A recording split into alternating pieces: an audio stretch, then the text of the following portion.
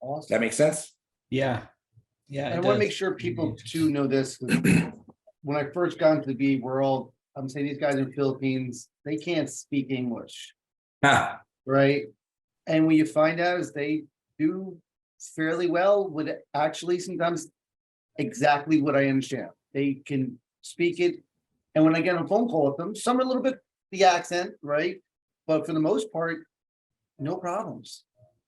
So I jokingly say one of my sales guys is from North Carolina, and we always say that his accent is 10 times heavier than the accent of our Philippines. Yes. Our Filipinos are the language is not a barrier there. In fact, there was a company out of India that was a recruiting firm who actually had us do all of their voice work for them. Wow. So it was an Indian firm that contracted with a Filipino firm to do all the voice work. And we had a long-standing relationship with them for almost 10 years. Wow. They built a bot. A bot is a build, operate, transfer. And finally, after 10 years, they found office space and created their own entity, which we then transferred over those individuals because we knew that was always on the horizon. But my point is the English speaking there, these kids are taught English from elementary school. From the time they're in kindergarten up, they're taught English. And in offices like ours, our office is English speaking, reading, writing only. Tagalog is the native language. They don't speak that while they're in the office. There's also a differential. I mean, if you wanted somebody who was a voice premium, it doesn't cost that much more. But in most instances, I don't ever see the need for voice premium unless they're on the phone 24/7.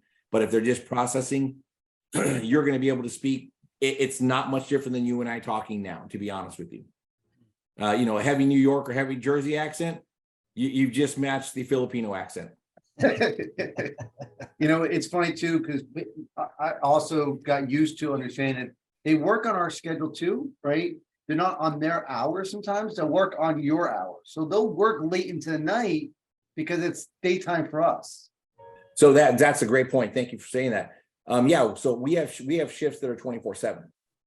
We literally have staff on call every hour of the day. There's somebody in our office working. So there's various split shifts. There's true nighttime differential from the East Coast. Right now there is a 13-hour time difference East Coast. Yep. So they're in the future. So it is 12:44 p.m. during the day on the 18th there because they cross the international date line. Yeah. So daytime working, I'm sorry, 1 a.m. It's 1 a.m. there. Sorry, it's 1 a.m. there right now. It's 1:45 a.m. there, or 12:45 a.m. there. Yeah. I'm talking Central Time. It's 12:45 a.m. there. So their nighttime is our daytime, and we can work. And it all depends on your business model. We have several people who want the analysis done during the day there. So when they get in the morning here, they have their workflow ready to process. Absolutely. There are others who want somebody to be able to, they want to be able to call their VA and talk to their VA. Everything's voice over IP. So there's no telco charges. You can go through and get your people set up. If you don't have a Ring Central or something of that nature, then we can instruct you on how to get that set up. And now you've got a direct line into your VA on a daily basis or nightly basis there. So all of that is available. It's so easy to say yes, right? And I know we're getting top of the hour here. And there's a form inside the LinkedIn and Facebook link. This will be recorded and put on YouTube, just FYI too.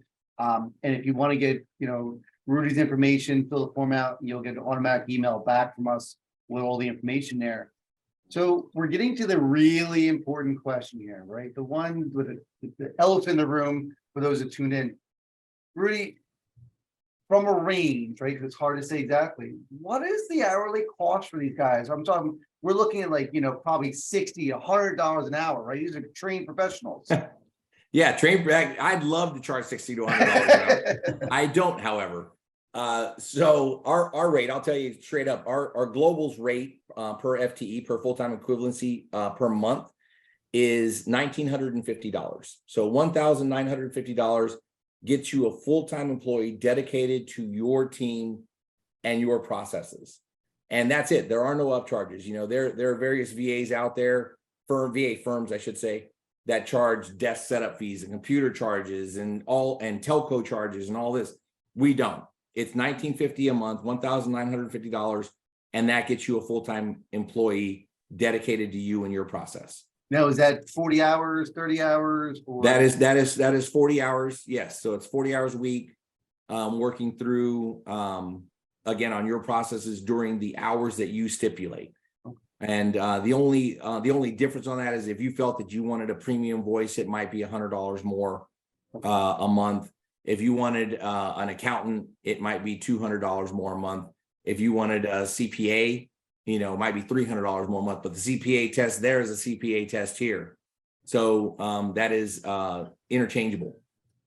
And, you know, we even hire paralegals there. I mean, there's all facets of individuals that are available there for our employment. The only thing I would say is we don't, at least in our operation, we're not big programmers. We don't do a lot of the data programming for computer programs. But that is readily available, but I would then point you into other parts of the world, Croatia, Serbia, things of that nature tend to have a little bit better code writing than the Philippines does. If someone came to you and said, listen, I don't need full-time, right? I'm looking for, and sometimes for us, that transition is hard. So like, boy, I don't know if I want to spend $2,000 for someone full-time and I want to hold on a little bit because I know what you're going to say here is once you get a taste of what they can do, it's a no-brainer.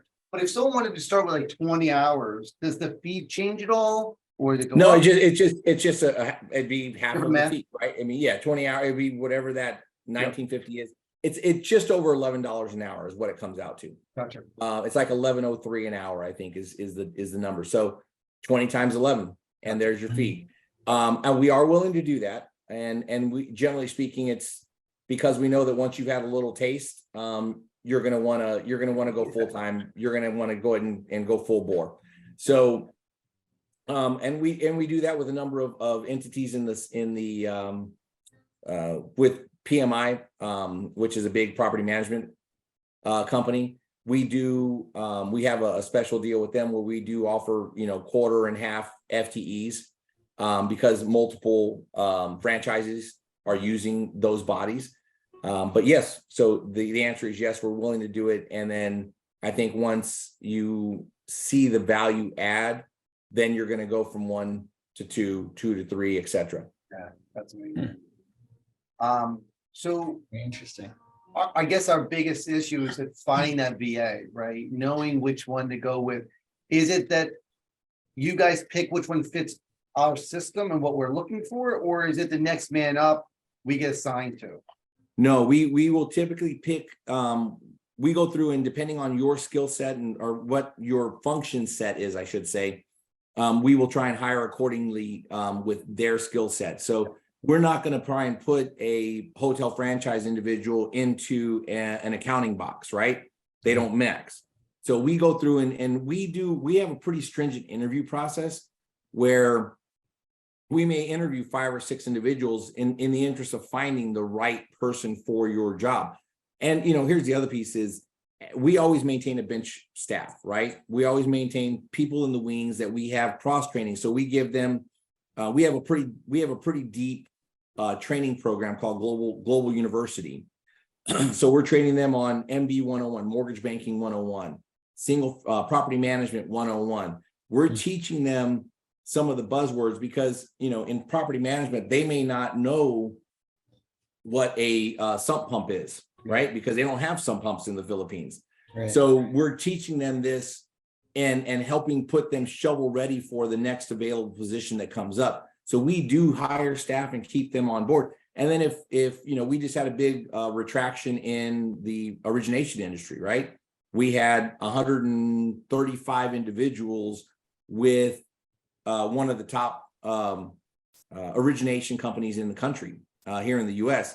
And we lost about 70 of those seats because of the retraction in the industry, right? And people just weren't writing as many mortgages. Well,